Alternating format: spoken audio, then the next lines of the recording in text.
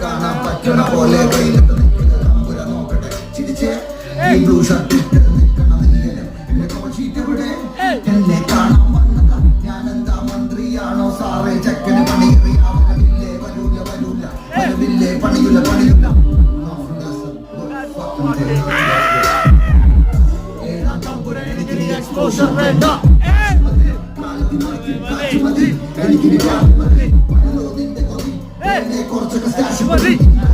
മകനെ പറയാൻ കേക്ക് ഈ പോക്ക് ചൊല്ലി